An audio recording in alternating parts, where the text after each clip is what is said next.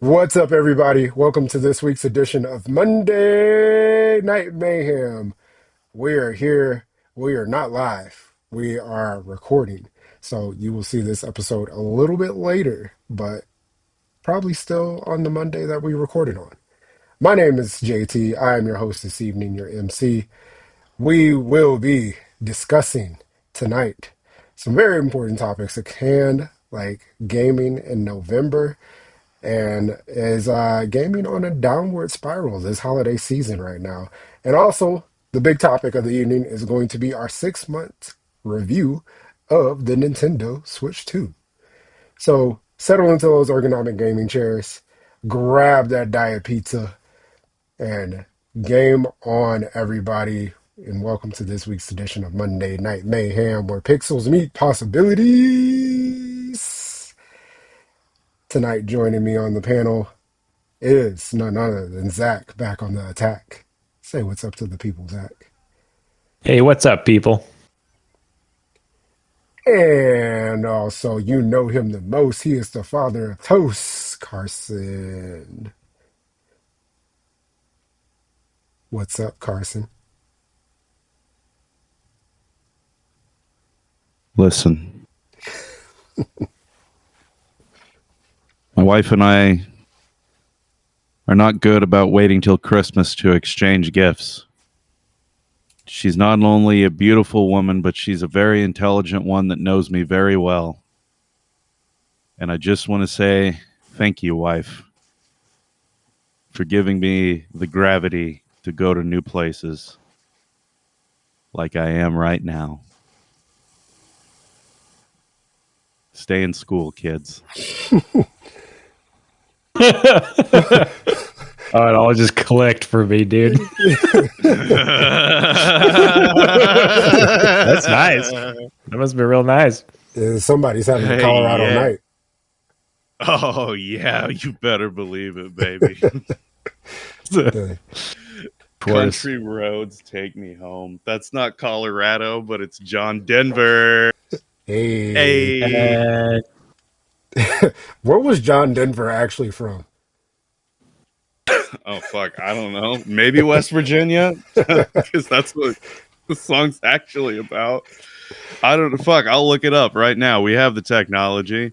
And I'm not even going to be one of those turbo chodes that uses AI to ask. I'll just fucking use Google myself. And fuck Google's AI. John Denver. And the Muppets. He was born in Roswell, New Mexico. I don't know if that's necessarily where he resided because he passed away in California. But Wouldn't have guessed Roswell, New Mexico. yeah, for real. That's crazy. He was like an adolescent when the aliens touched down in the 60s. Damn. I wonder if he got any iced tea from them.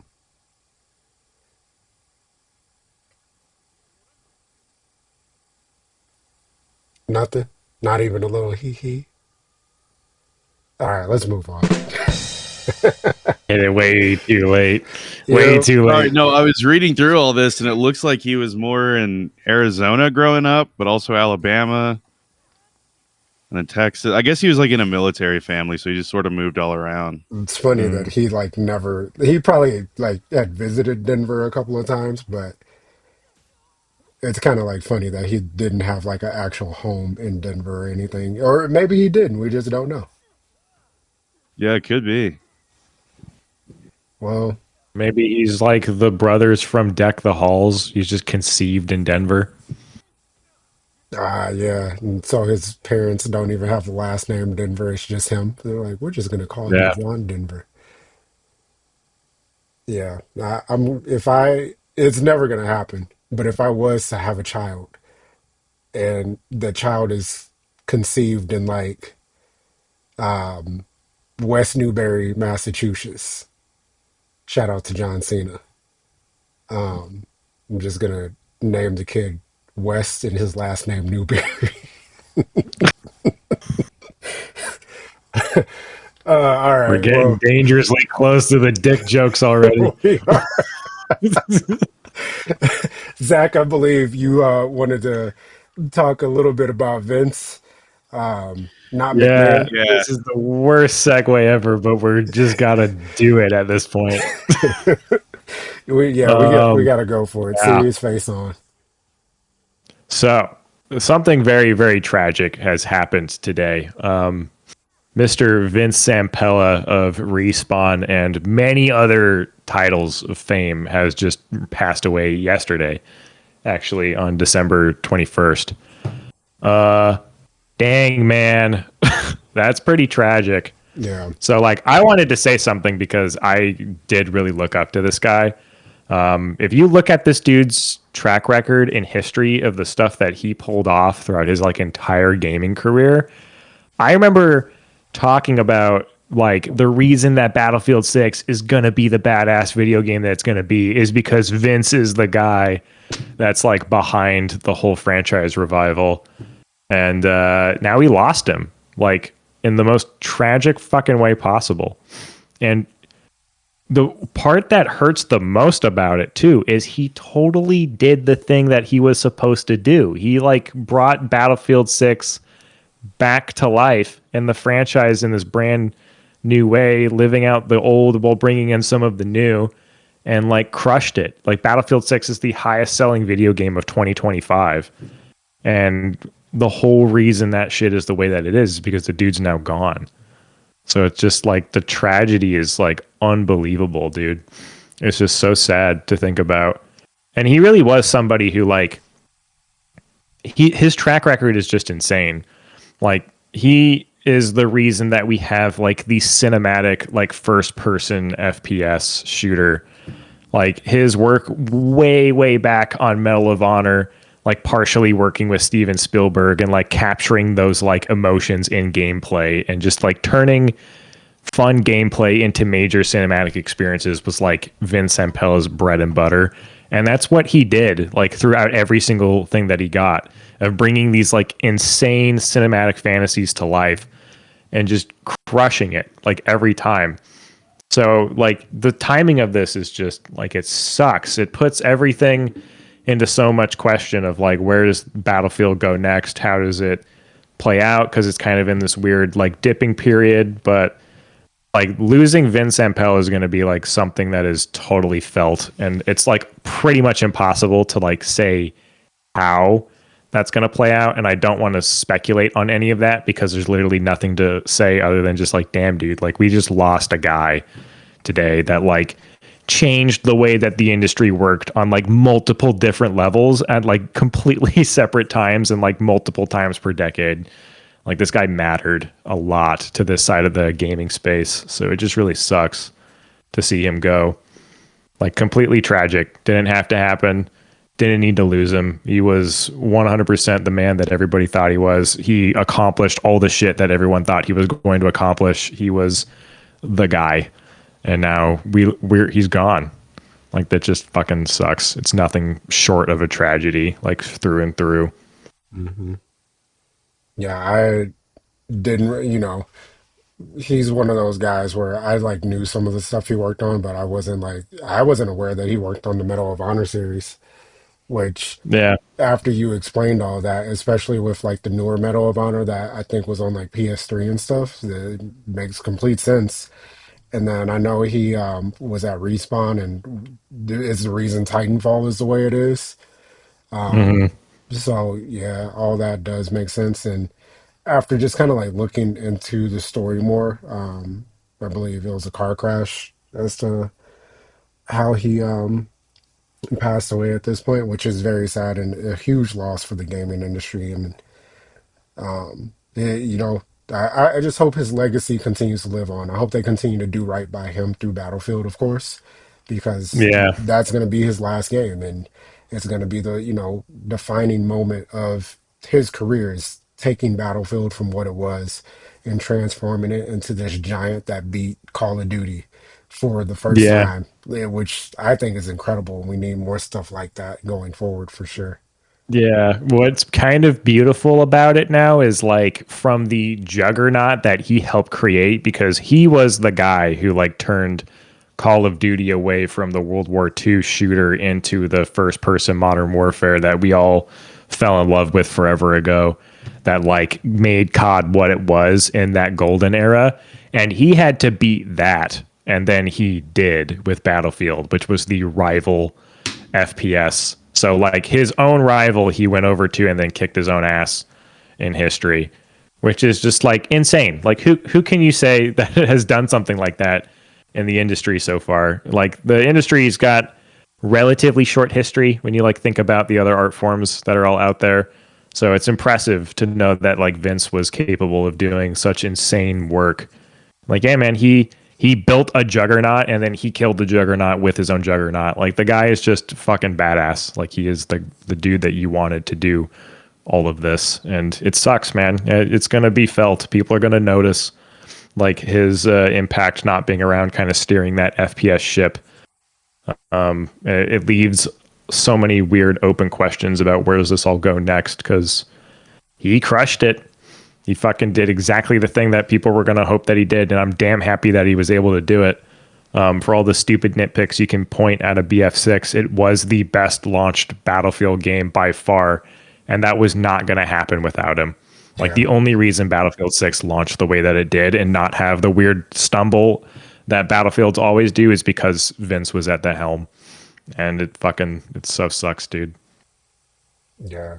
Yeah. I think, from the moment that we saw Battlefield 6 earlier this year up until its release, me and you talked about this a lot, where we felt like something awesome was about to come out of it. And it truly did. And I'm happy for it. It just sucks that we had to like lose an icon like this in the industry to this way. It sucks anytime we lose an industry icon in general, but car crash and for him to just, not live out the rest of his career is just awful. Yeah. Yeah. Yeah. Yeah, man. I don't have a whole lot else to say about it other than like, sorry, Vince. I can't believe it happened that way. You died at the age of 55. That's plenty of life left in a human being to go out and continue to do the accomplishments he would have done. And a lot of Exactly. people are pointing out on Twitter and their other social medias of like Vince was pretty much just entering his like third act of his career, and he was peaking fucking hard. Like that was a damn huge high to get Battlefield to the like number one selling game of 2025 and then disappears. Like just sucks, man. Just what it is. Yeah. Carson, you got anything you want to add onto this one? Uh, honestly, I think Zach said it perfectly. I really just wanted to yield the floor to him. Yeah, Rest in peace and condolences to his family. Uh, but yeah, like I said, I think Zach said it perfectly. So gonna leave it at that. I agree. All Yeah, right. appreciate it. I Yeah. say let's move on to happier things on that Switch, and rest in peace, Vince. You really fucking crushed it. I'm sad that I never got to like meet you as I try to enter into this weird industry that everybody loves so much. But damn, dude, sucks to say goodbye. Yep.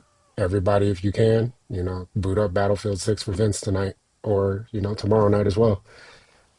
Yeah, let's get into our next topic. Let's talk about gaming in November. I guess it's not really kind of a happier topic, but a definitely a different topic. Gaming in November was down. What was the number? 30% for first time since 1995. I feel like that's wrong. I feel like it had its lowest November of all time since 1995. And that's when the industry was still really, really fresh. I know gaming had been around for a little bit by that point, but 1995, you got to think of what was out in 1995. That was the first year of Sony's PlayStation, I want to say. Or was that 96 in North America? It's I think it it's was 94 in Japan.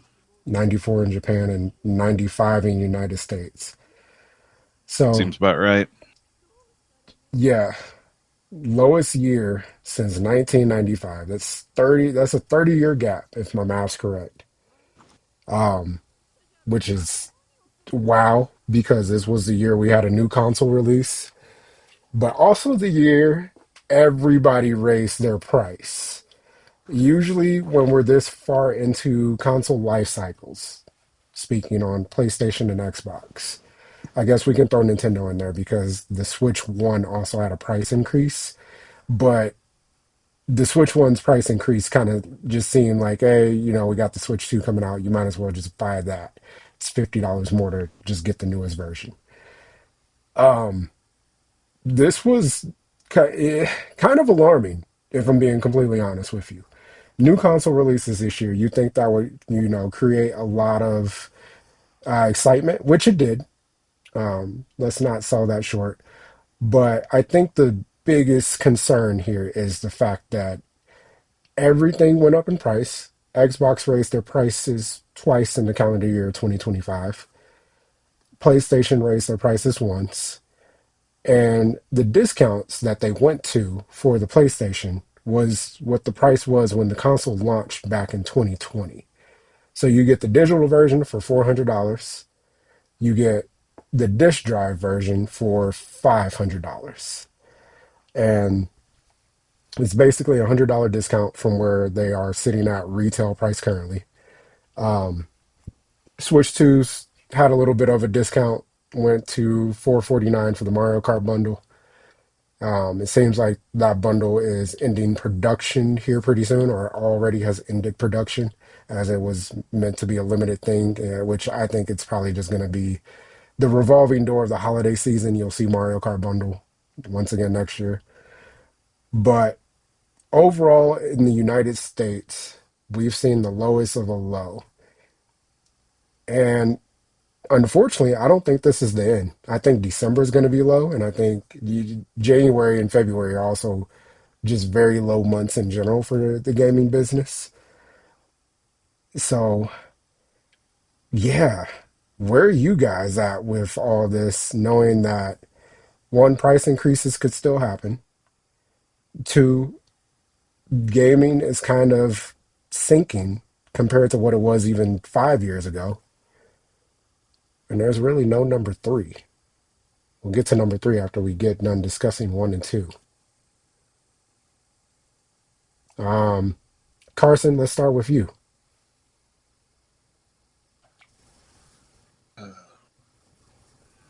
Hang on. I'm not muted, am I? Okay, good.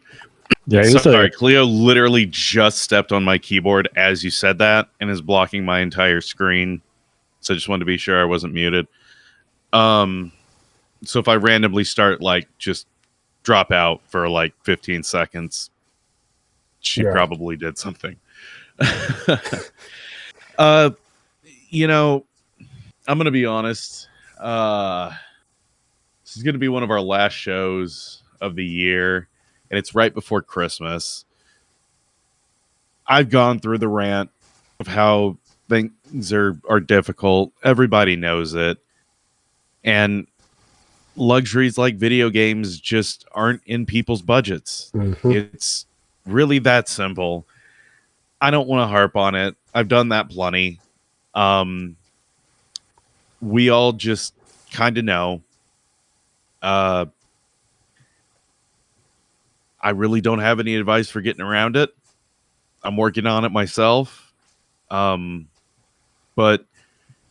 it's no surprise. It's no surprise that the prices have gone up, and it's no surprise that because prices have gone up that people aren't buying.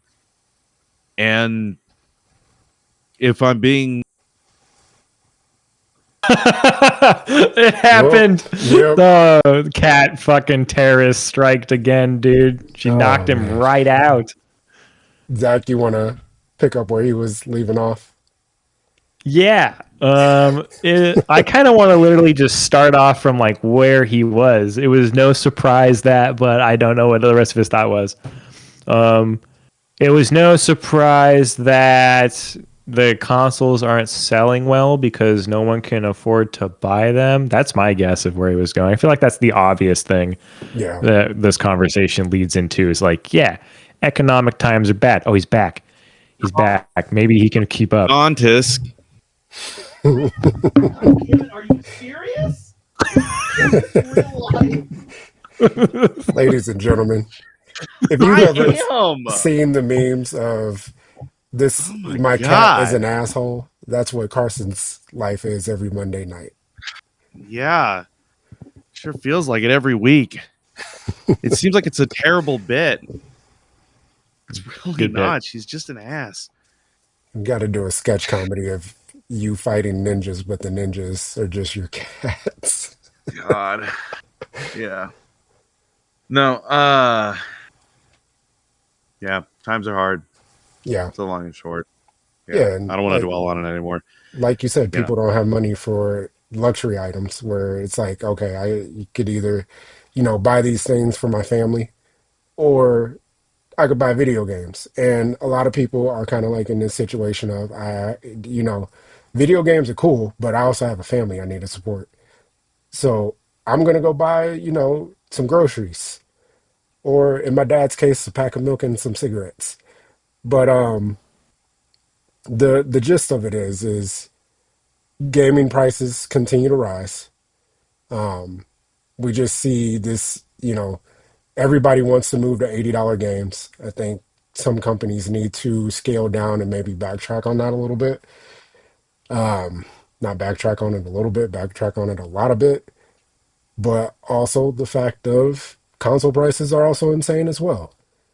I, you know, I don't know where things are going to be in 2026. It's really hard to predict. It seems like prices are going to go up because of RAM prices just went through the roof and everybody has to pay an arm and a leg more. So the person who's going to eat that is the consumers. And nobody's going to be fucking happy because everybody's being priced out of things that they enjoy. Priced out of things. This it goes beyond the video game industry. It goes to the movie industry. It goes to just general entertainment. If I want to go to a restaurant, fuck, it costs 40 fucking dollars to go get a single meal at McDonald's these days if you still eat fast food. So, yeah, that's just kind of where we're at with prices.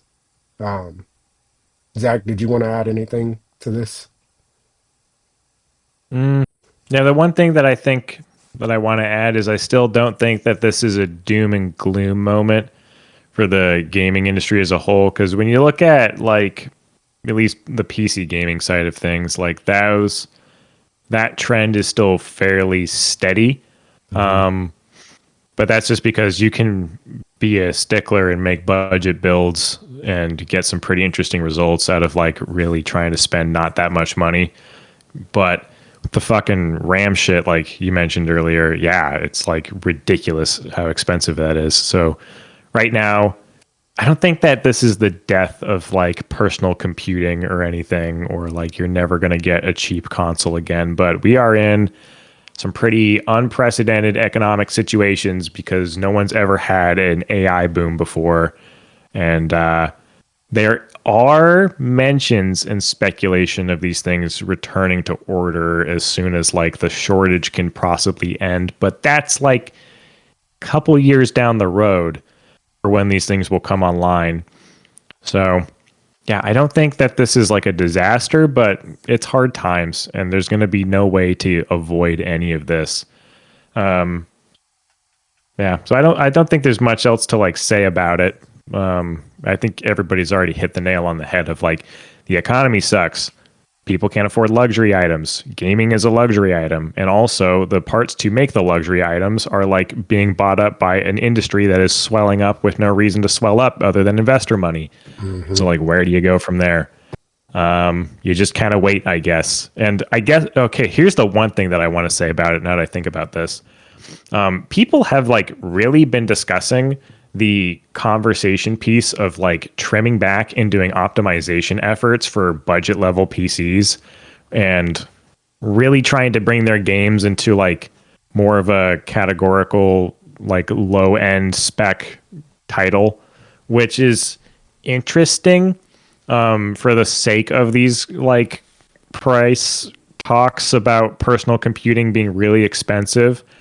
Like somebody said that brute forcing your games to run well is no longer an option. If you want to sell to an audience, you have to make it runnable, which is kind of obnoxious that people actually had the idea in the back of their head the entire time that you can brute force performance out of your title rather than just making a genuinely well-crafted product and selling it. So that's a plus, that game makers are going to fucking prioritize making your shit work first because you can't afford to brute force your trash. So there's one positive to the situation. I got a question for the people that end up watching this. Is anybody going to be upset if gaming scales back to PS3 360 level graphics? I don't think I would. I mean, I've been fucking playing on the Switch for the past 10 years at this point. Excuse me. So I definitely wouldn't be upset. I don't think a lot of other people would be upset either. No, yeah, better choices in art design would be a fantastic idea than constantly chasing this insane photorealism that actually doesn't lead to very much Yeah. and has been bankrupting the gaming industry for the last fucking 10 years as far as anybody's concerned. So I think if a personal compute like drought happens because people can't afford to buy like high-end systems and people want to sell mass market media and that forces them to optimize their shit, I think that's a good thing. But can people afford the base level budget stuff to begin with? Now that's a big question, and we can't let that goose run away from everybody. But I don't think it's going to get that bad. I think that there will be weird little loopholes here and there for people to get affordable, like entry level stuff, if they want to. But that's part of the whole console problem in general. Is like people can't afford to get those, so they're like, "Well, fuck it, I'm not going to do it at all." And that's where the big question leads in. Yeah. I'm fully on board with that as well. Yeah, but I don't see that as a negative. If we can get back to some like PlayStation 3, Xbox 360 like level graphics, like the art design from a lot of those titles, including the PlayStation 4 era, like hold up, look Yeah, fantastic, I agree. and it doesn't run bad at all. So like, I don't see any negatives there for trying to go back to some older art styles and make it work again. In fact, it will be better than it was. So why Yeah. not? Yeah, I mean, you give me a fucking PS3 game that's like Tomb Raider Definitive Edition that runs at 60 FPS.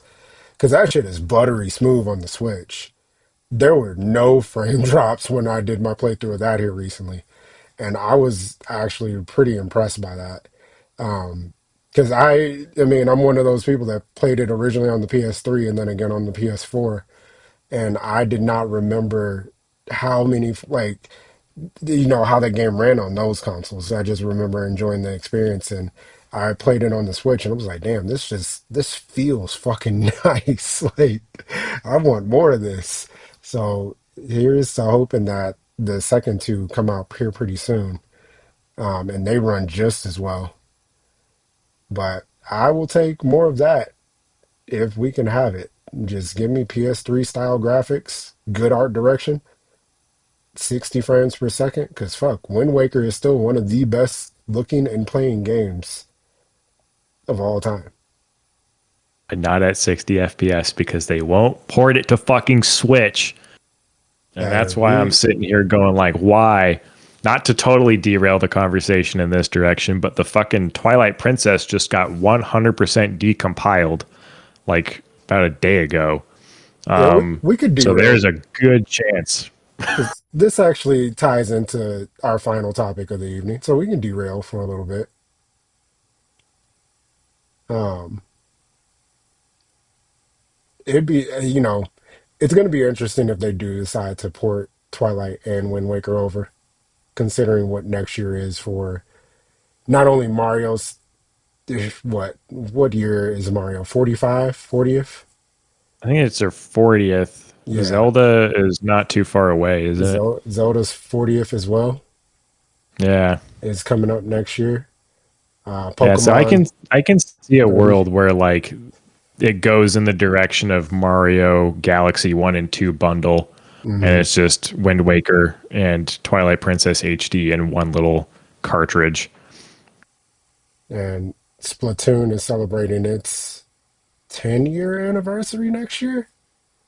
Dang, man, that's crazy that it's been that long a Splatoon.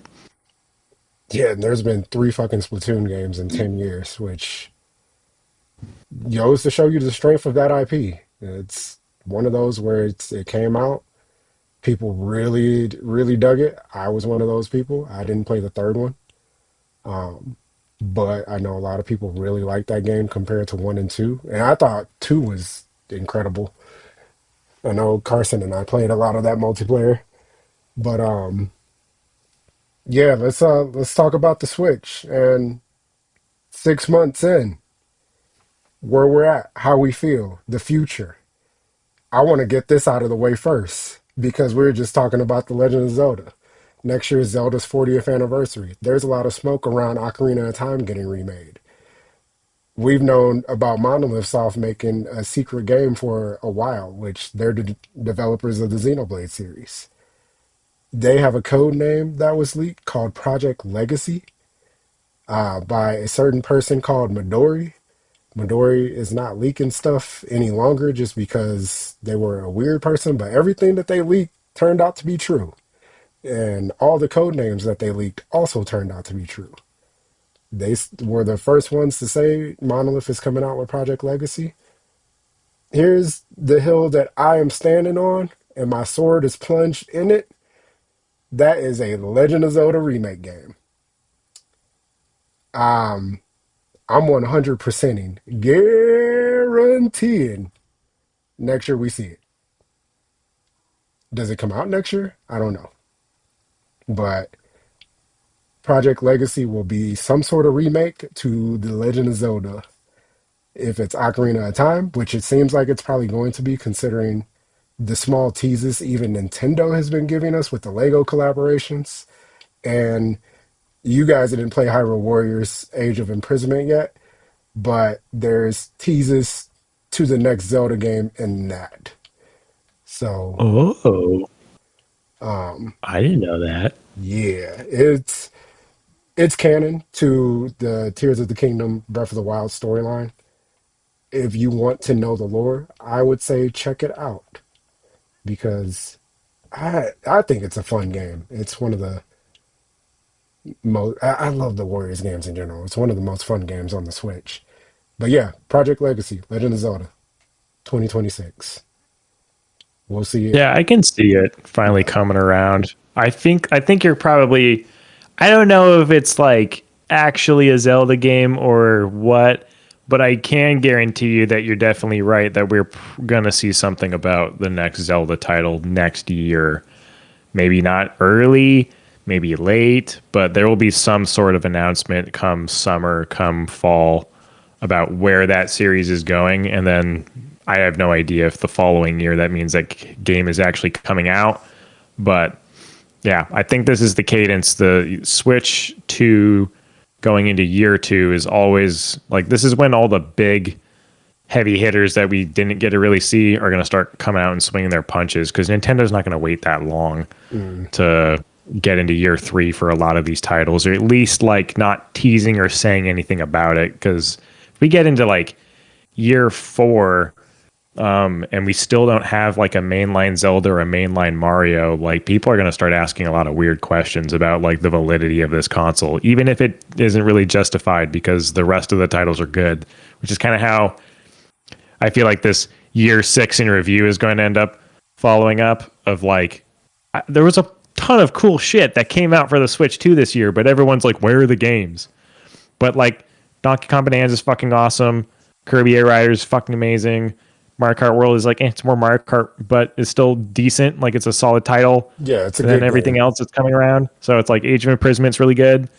So like there are good games on the Switch, but you have to like get these guys to shut the fuck up and just get the main stuff out there, or else they're gonna start tearing walls down that don't need to be broken. Yeah, and we know people kind of like want this instant gratification, and I mean it makes sense. You paid $500 for this console, you want your game on it. I get it. then I do believe that those things are coming. And I'm with you where, year two, year three are really going to be the glow up years. We already know about so much coming to the Switch 2 next year. We know there's going to be a new Splatoon game. There's going to be a new Fire Emblem game. FromSoft has an exclusive game, the Dust Bloods. There's still so much more. Like there's updates for Mario Wonder and Yoshi's coloring book or whatever it's called. There's a lot more to be desired here. Um, I really think year two is going to be huge. I think we get Pokemon Gen 10 next year, of course, which the timeline has revealed that, plus all the leaks, which have turned out to be accurate. Um, and I believe we'll probably see The Legend of Zelda something next year as well. Um, I don't know where that puts the Mario franchise. I'm still of the belief that the next Mario game is Mario Galaxy 3. I don't have anything to back that up. But yeah, I think we'll get at least like two or three really big titles if you consider, Pokemon is always huge for Nintendo. Zelda could possibly be there next year, if not early 2027. There's got to be a new Mario around the corner somewhere. A new Pikmin's probably around the corner. There's more than likely stuff coming. Um, I guess before we get into our like a 6 month review, what are you guys at on the future of this console so far, heading into the next 6 months, and then even 6 months beyond that? Let's just say all of 2026. I want to hear what Carson's going to say, but he just muted himself right as I chimed in. No, I just had to cough real quick. I think a lot of it is going to be sorry, give me 1 second. It's the cat, isn't it? Yeah, that's got to be the cat. No, Also, it's Cottonmouth. Anyway, okay. The other C so word. the real problem that I kind of think it has right now is there's still support for the first Switch. And as long as you still are just having to sell these like Switch 2 editions instead of just exclusives, it's gonna seem like kind of an underwhelming upgrade. But that being said, there is a lot that I do like about it. The screen on it, it's nice, it's bright, it's big. I'm sure that people could say it could be better, whatever. I don't think it's OLED. I really don't care. I still like it a lot. It feels way more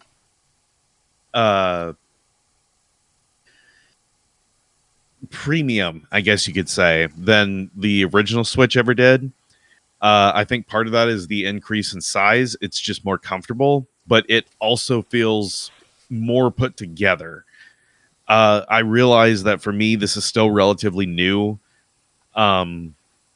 But I always kind of felt like the Switch, even from day one, felt kind of fragile. I don't feel that way about this one. Yeah.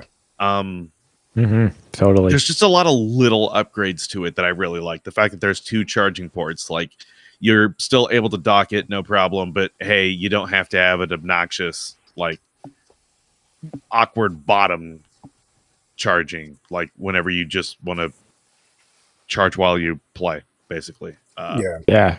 Those magnets, just dude. Holy a lot of shit. little small stuff like that I really appreciate. I do want to say with y'all's Zelda stuff, I don't know a goddamn thing about what you're talking about with these rumors and everything. So whenever Nintendo decides to sue your ass, I have plausible deniability. But anyway, I respectfully also hope that Ocarina of Time remake rumor is wrong. Ooh. That game really doesn't need to be remade. I'd rather them be working on a new Zelda project than going back to the past and remaking something that really doesn't need it. Yeah. Like, do we really need to update the controls and visuals and everything to Ocarina of Time? I mean, they basically already did that for the 3DS one.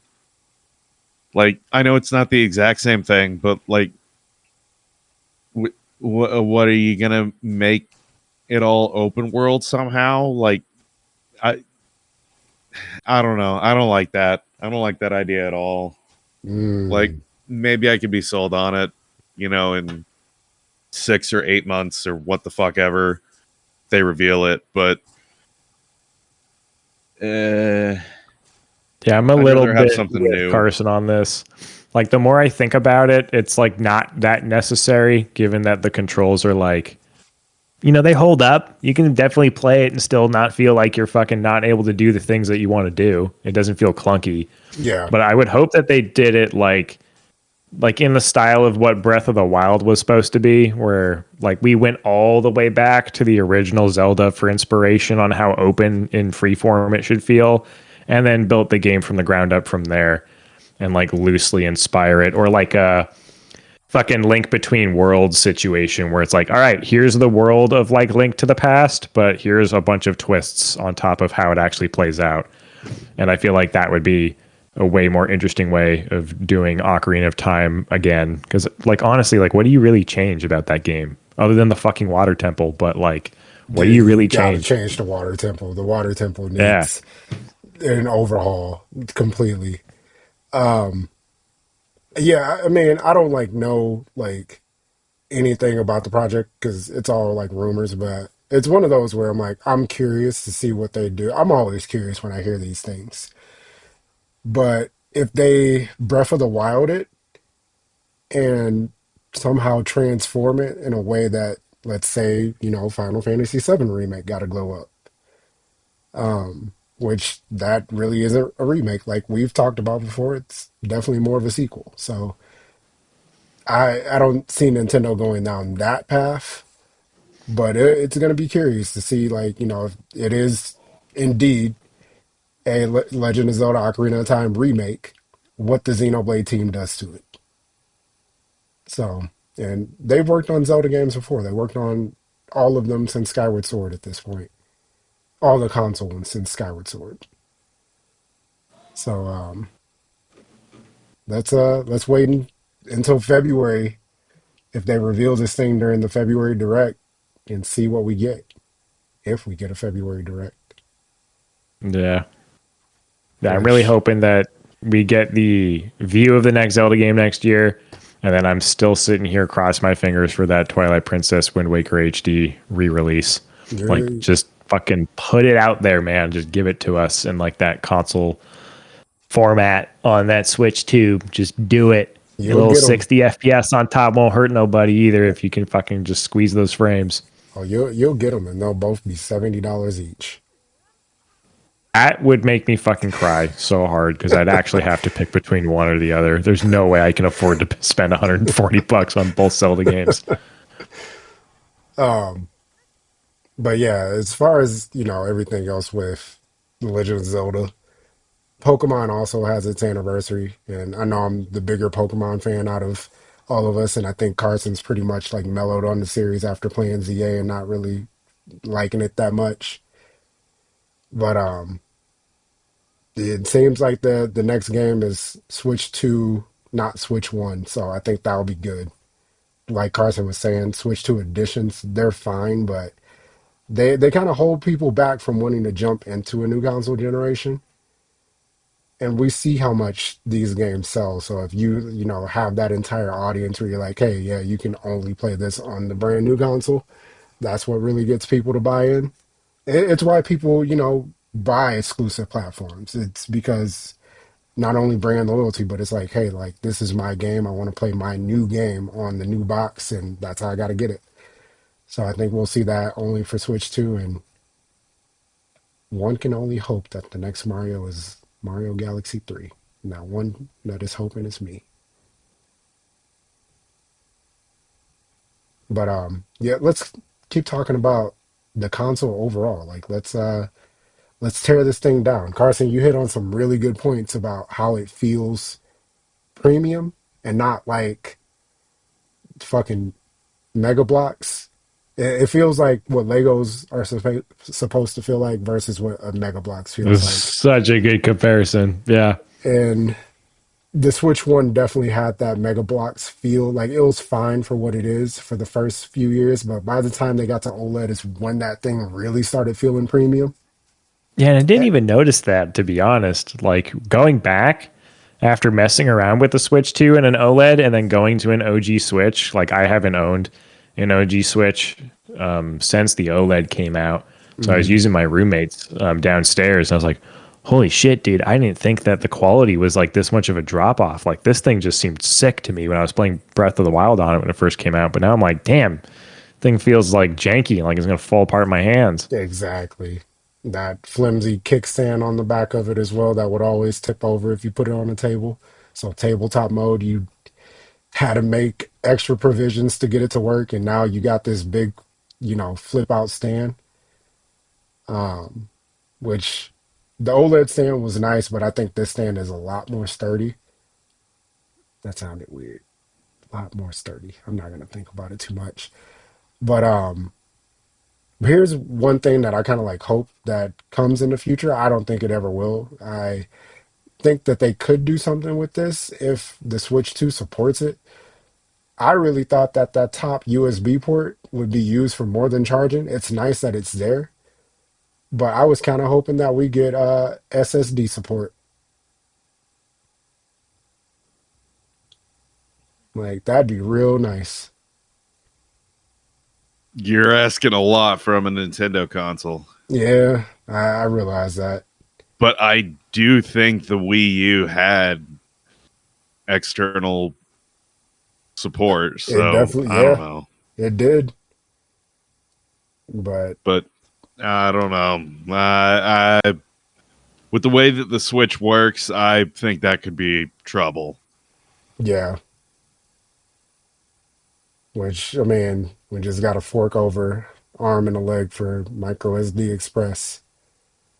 Um, Yeah, I which still haven't done that. I they, probably should sooner than later at this point. Oh, yeah, me neither. yeah, they're on sale. Get them while they're on sale. Um, which like the micro SD Express basically works like a SSD just in a micro form. That fucker is fast. Games load so quickly on it. And I think that's just the Switch 2 hardware itself.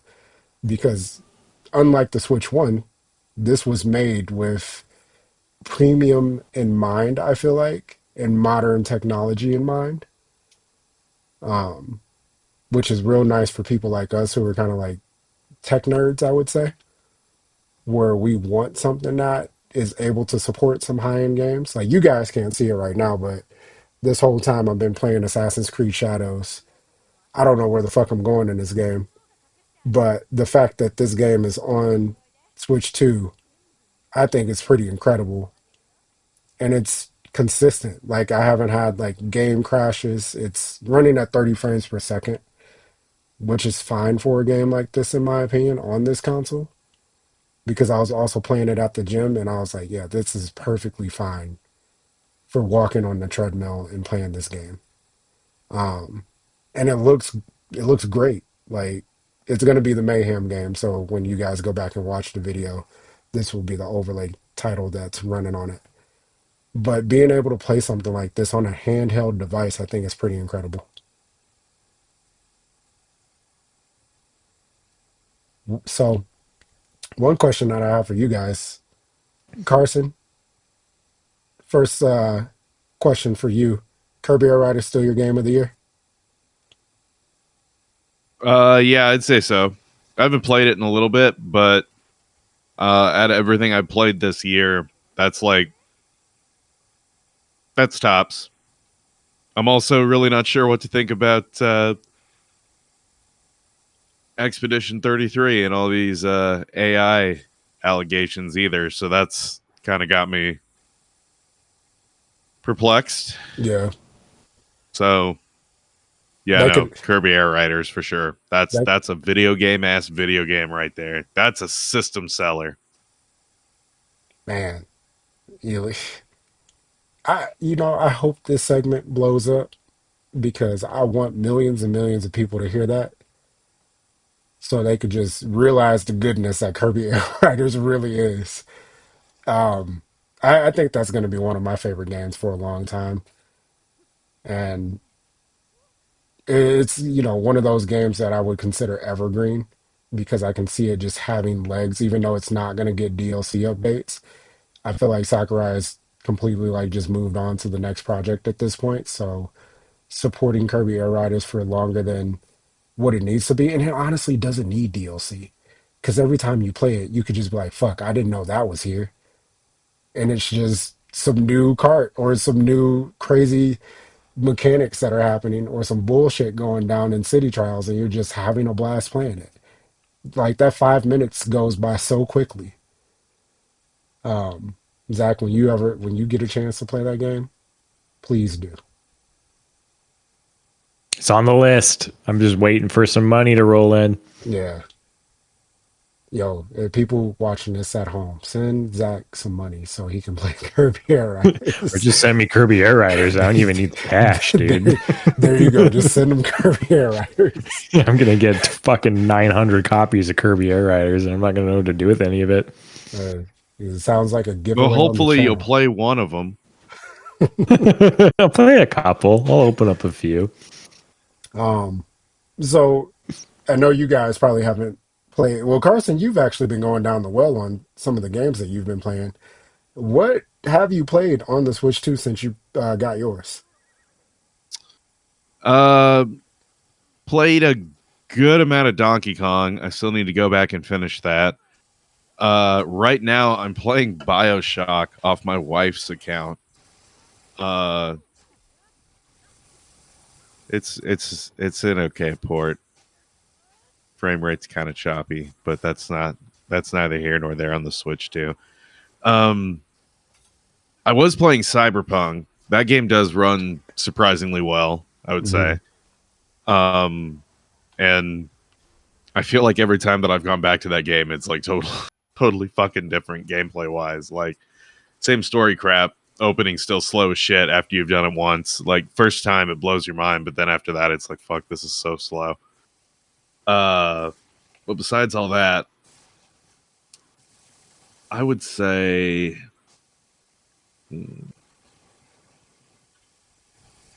You played Yakuza Zero, yeah, and that ran that ran good. But I mean that's also a port of like a 10-year-old game. right? I mean, I played Kirby plenty, and that game runs great.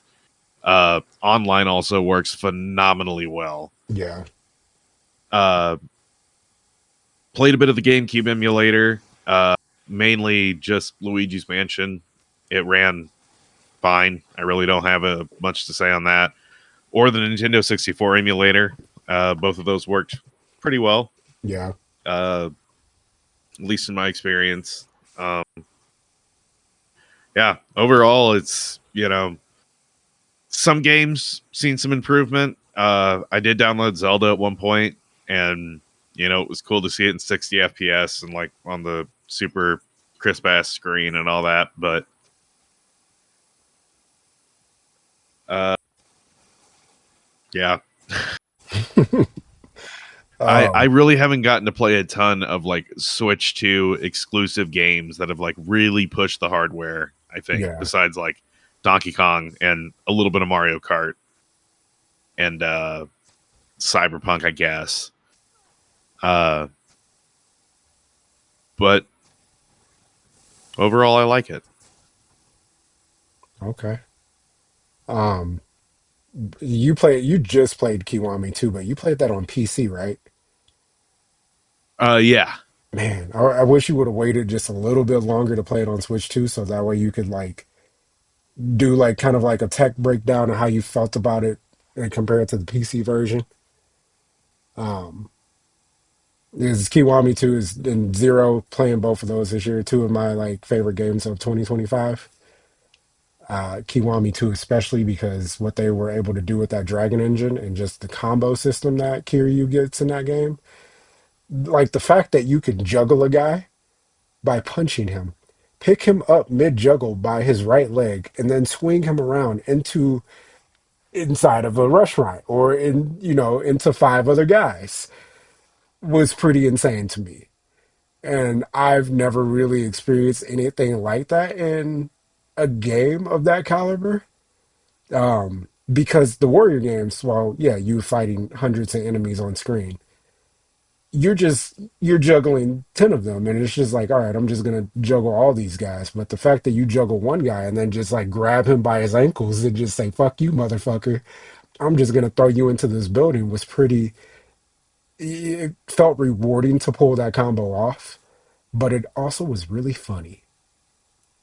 And every time I played Yakuza, I tried to do that combo entirely because, you know, that's the way that I want to fight in real life. Where if I'm fighting 10 guys, I'm going to juggle one of them by punching him and then pick him up by his ankles. Um, but Yakuza Kiwami 2, I think feels great on the Switch.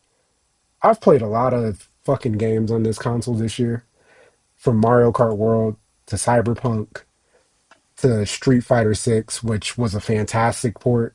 Runs at 60 frames per second. It's able to keep up with the PS5 version and the Xbox Series version. Um, I've also played things like Trails in the Sky First Chapter, Pokemon ZA, which both of those run phenomenally as well. Um, Here's one that I encourage both of you guys to go try out just because the demo's out, is the Final Fantasy VII Remake demo, because that shit is buttery smooth on the Switch. Um, I recently just posted a video on my Instagram about it, and I am very excited to play that game. I was already excited, but I'm even more excited to play it now. One of the best looking games on the console, Metroid Prime 4 Beyond. So there's a lot to be desired as far as like what this, box is capable of. But I know you guys haven't owned yours as long as I have. I'm gonna give my letter grade. I'm sitting at an A plus for this thing. I think the future's bright. I've enjoyed my experience. It's worth every penny of the $500 that I spent at launch, and the $1,000 I've spent since then on accessories and games. Um, it's been everything that I wanted in a new Switch generation. It's more powerful. It feels nice. The ergonomics are good. I did go ahead and get a grip for when I'm playing in handheld mode because you just need one. If you play for long play sessions, just doing a flat surface, it's seriously just like holding a pancake. Um, and if you ever hold just a single pancake in one hand, it doesn't feel that great. But if you put a grip on it, I can definitely tell you this. It's going to elevate your experience. Ergonomic pancake. Mm-hmm. That's what we need is more ergonomic Yeah. pancakes in the world. Yeah. Could you imagine just kind of going molding into your hands? I mean, I could imagine a lot of things in my hands, but an ergonomic pancake wasn't on my list until today. Make that grip out of butter. Oh, it just slides right. All right, we're back at the dick jokes, everybody. The big jugs are back. Oh man. Um, Zach, where you at on this? What's your letter grade if you were to give one? Yeah. If I was to give a letter grade to the Switch 2, I think I have to give it an A. I was kind of leaning on giving it a B for a second. But the more I think about it, like the only reason I would give it a B is because I don't really have all that much to play on it. But that's more or less my own circumstances because the way that you guys talk about Kirby and Donkey Kong and all the other stuff that is kind of like blowing up the space on that thing right now, like that's more or less just like I picked up the handheld at its like basic like bundle where I got Mario Kart for free. And Mario Kart's fucking cool. I do like it. I don't think it sucks as all these people keep saying online. I think it's probably got the most amount of depth out of any Mario Kart ever. Even if that open world is a little bit underutilized, I still think it's a fun game and a good follow up to 8. But yeah, at the very most, it's just everything I would want the Switch to be, but better. So it's got to be an A. Better power, feels better, screen looks better. Surprisingly, looks really good, even though it's not an OLED. Like that fucking HDR on there is like awesome. Like those colors pop. I'd be very surprised to learn that it's not an OLED screen. If you like didn't have any black like high contrast sections to it, I probably wouldn't be able to figure it out. It's pretty good. I'll be honest. If Yeah, those they, magnets are like awesome too. Like holy shit. yeah, What were you gonna say? I was just gonna like speaking on how you were breaking down the OLED screen. I'll be completely honest. Had they not said it wasn't an OLED, I don't think a lot of people would have known. Some people probably wouldn't have known what to look for. Yeah. Like I still try to tell people what OLED is because I have it on like all kinds of shit now, and they like have no idea that the screen actually isn't on. Like I thought it was turned off. I'm like, no, you're looking at an OLED monitor. Like Hmm. there's no pixels that need to turn on right now. You're looking at a black screen. So like people don't notice those kinds of things. But so they definitely wouldn't be able to tell the difference between an OLED and an LCD unless you like really pointed out the difference to them. But people with a trained eye, I think they would at least know like the semi simple thing to look for. Yeah. But Um. the other point that I wanted to make was the magnets. Like after using the Joy-Con 2 magnet pops, holy fuck, dude, like that's genius. It is so much better and so much easier to use in the rail system. And I was like kind of skeptical about the magnets at first because I didn't think that they were going to hold that tight. I didn't think they were going to make that much sense as like a secure way to get those things on there. I would never fucking go back the other direction on that. That is perfect. Like it's so simple to just go like this and they just snap right off. And then it's really difficult to get them off of that fucking thing without like actually forcing and kind of feeling like you're going to break it a little bit. And there's no wiggle either. The rails have like a little bit of give of when you have them seated. There's like none of that with the Mhm. magnets. Like, so damn, dude, they nailed everything about that little console. Like, maybe you can make one with a better screen down the line and an easier, like, internal storage swap. But for the most part, like, the Switch 2 is just about everything you need that thing to be. It's pretty great. Yeah. Fully on board with everything that you said about the magnets because you just seeing how MagSafe worked for the iPhone and hearing that similar technology was going to be used for the Switch 2 made me pretty excited. And I was like, oh, okay. Like, if it's MagSafe, that thing's never going to like unsnap because it takes a lot of fucking force to like unsnap like the MagSafe magnets from the back of the iPhone, which Oh, I'm yeah. pretty happy with using, wireless chargers all the time at this point. Um, because when I had like my Galaxy S10, which was the last Samsung phone that I had, and I would set it on the wireless charger. That thing wasn't magnet, so it would always just like fly off. But as soon as I got an iPhone and they were like, "Yeah, it's magnet technology," and I tried it out for the first time, I was like, "Oh, this this is what it feels like to eat a pineapple sundae on a Sunday. This is groovy." So yeah, couldn't think of a better analogy at that point. Sorry, folks. Hey, fancy eating. I don't know. It's not bad. And people are gonna be like, "A pineapple sundae? What? On Try it. Sunday? Replace the bananas with pineapples. Try it. You'll love it."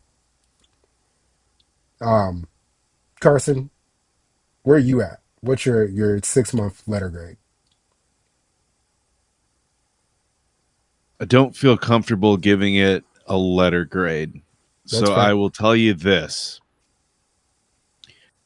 If you are someone that is not a Nintendo fan, if you are someone that just got your Switch because you liked it, or you got into Animal Crossing or Stardew Valley or something like that, you do not need a Switch 2. If you are someone that is looking for a dedicated video game console, especially with RAM, so you're kind of spooked off of PC, I don't think the Switch 2 is it.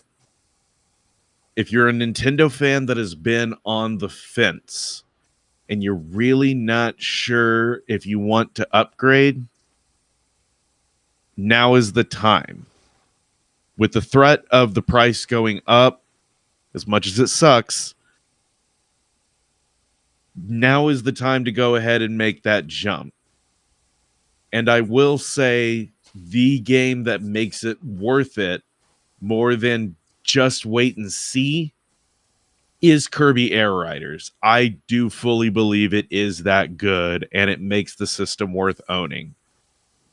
But I also say that because with the price going up, unfortunately, this is kind of your last chance to get it for, admittedly, I don't know if I would say a reasonable price, but at least less than what it's going to go to.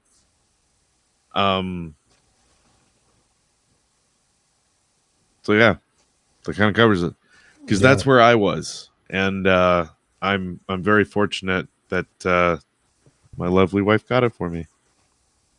Yeah, She's that kind of the greatest. excuse me. Yeah, I agree with everything that you just said, especially with the threat that prices could go up. Um, it's more likely that prices go up than that they, stay the same at this point. Um, Hopefully Nintendo does right and hold strong at this 450 price is what the base model is going to be, but you could get a Switch 2 as low as $400 right now, depending on where you go. I've seen some retailers go back to doing some discounts again. So if you're watching us and you're like, all right, I've been on the fence, I need something to play, I want something new to play. Carson's spot on by saying Kirby Air Riders is the game to get. I want to throw Donkey Kong Bonanza in that mix as well because I also believe that is a system seller. I believe you'll play Donkey Kong Bonanza, you'll get all the way through it. You'll want to desire more of that style of game. And if you don't own a Switch, Mario Odyssey is right there. Still one of the best games of all time. One of the best looking games that you could get on the Switch One, and having it run at 4K 60 on Switch 2 makes it even better. Um, I'm going to throw some other honorable picks in there as well. Like if you just want a good experience and a game on Switch that you really can't get anywhere else, Hyrule Warriors Age of Imprisonment. If you like hack and slash, if you like action games, those games are a lot of fun. And if you like The Legend of Zelda, you probably already have it. Let's be completely honest. Or you're probably on the fence and just waiting for more Nintendo games to come out. But those three games, I think, make this console absolutely worth it. And of course, like you'll probably get Mario Kart in the box as well. And you'll play Mario Kart, and who really doesn't like Mario Kart?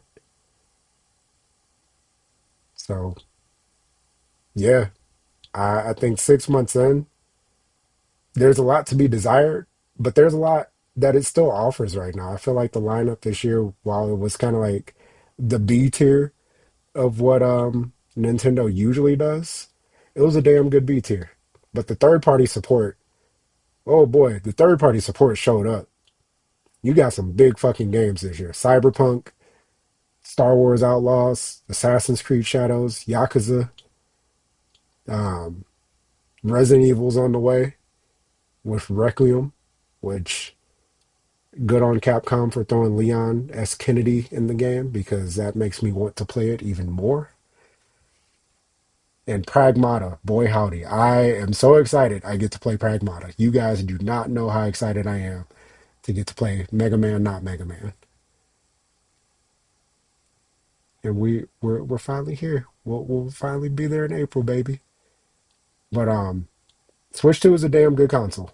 So don't let people on the internet grift you into believing it's not based on whatever, they got going on their channel or their life or whatever.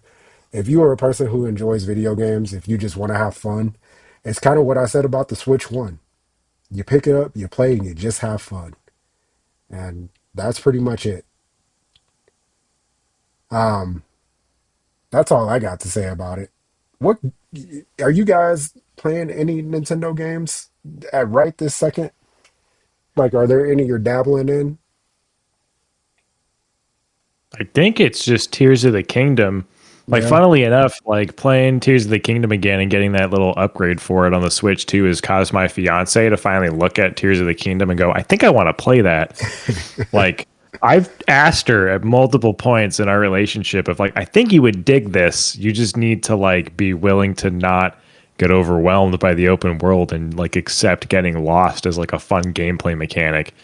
And she's like, no, I need like structure. I need to know where I'm going. And then I was playing it on the Switch too on the TV downstairs and it's full 60 FPS 4K. And she was like, this game's art direction is insane. And every time he takes a step, like everything sounds different whenever you change equipment. And there's like all these unique noises. You're in nature. That looks fun. I'm like, I've been telling you this for like fucking our entire relationship. I think you would enjoy these games. So like, if there's anything that's come out of it. So that's pretty cool. So yeah, me and Lexi have been playing through Tears of the Kingdom and she's like really enjoying it. Like she kind of gets it now finally.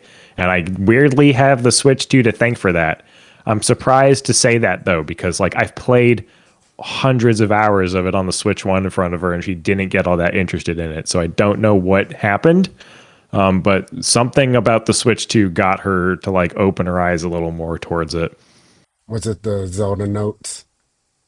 No, I'm not even using Zelda notes. Oh Yeah, shit. so I don't Okay. know. I don't know what it was.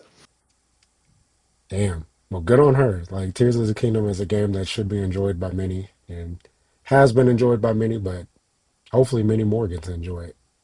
Yeah, I really want to go back in time and play those games again, but oh man, I just don't know if yeah, I have like I got too much to play. Don't know if I have it in me right now. yeah. Give it like 10 years when you've forgotten everything, and then you can go in and get re-surprised by all of it. Because I've experienced that with The Witcher 3 like multiple times now. So totally worth it. Yeah, it's also a game I need to finish. That's a good one. That's a Yeah. very good one. Carson, you got any Nintendo games that you dabbling in? Not right this second, no. Fair enough, fair enough. Of all things, I'm playing fucking Bioshock. Yeah. Which Bioshock are you playing? The very first one. Oh fuck. What made you want to play that again?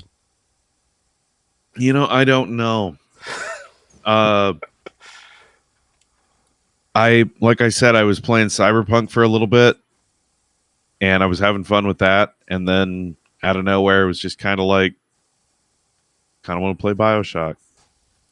And for some reason, I have my wife's account on here, and she has it, so I just took it from her. Oh, interesting. Now, I'm not mad at it. Like, I'm fucking playing Assassin's Creed Shadows because I like ninjas. I don't really know where I was gonna go with that joke, but here we are.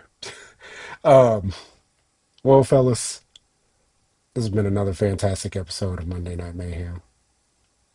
We got anything we want to say as our closing remarks? There is such a thing as too many vegetables.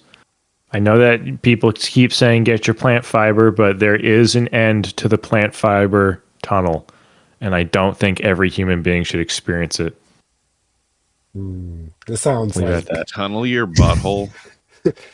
I was gonna say this sounds like a horrific experience that might have just happened in your life, maybe. It's the end of a journey and way too much fucking sushi. Oh, there could never be too much fucking sushi. Well, there could, but usually there isn't. Everything in moderation. Yeah, Just you're keep right. that in mind. Everything in moderation, indeed. Well, fellas, why don't we go ahead and tell the good folks where they can find us? Carson, tell the people at home where they can find you. You can find me here most Monday nights on Monday Night Mayhem. You can also find me at youtube.com/expansion pack. That's youtube.com/expansion pack. For Brett's friend Carson. But we're off till January, so you can enjoy all of our previous episodes at youtube.com/expansion pack. Boys, the holidays, so Merry Christmas, Happy Hanukkah, Happy Holidays, and As James Rolfe once said, if you don't like any of that, happy shut the fuck up. Good night. Well put. Yep.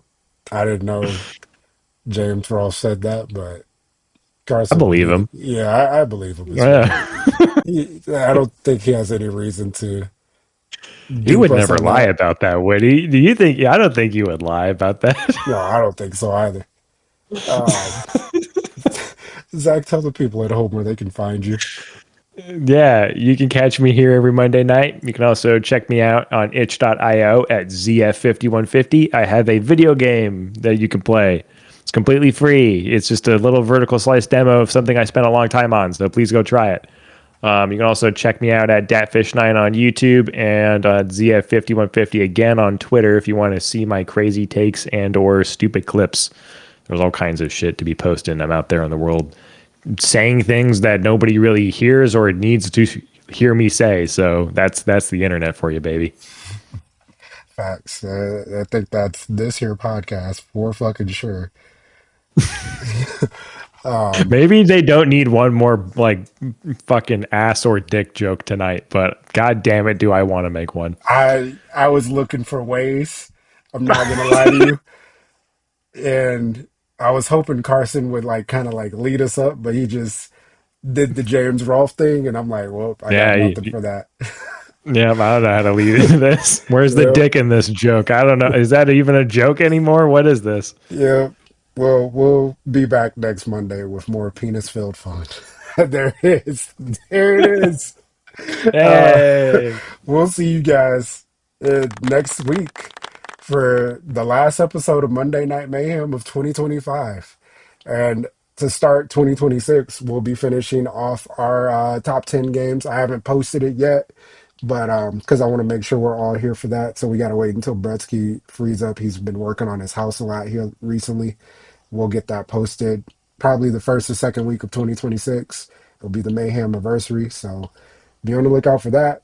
Other than that, folks, hopefully I can get back to making some Boss Battle Fridays. I just need some cool video game bosses to beat again. And unfortunately, like the same bosses in Pokemon don't exactly equate to cool video game boss fights. Maybe Assassin's Creed Shadows will do me some justice here soon, though. We'll see. But other than that, we'll see y'all next week for Monday Night Mayhem.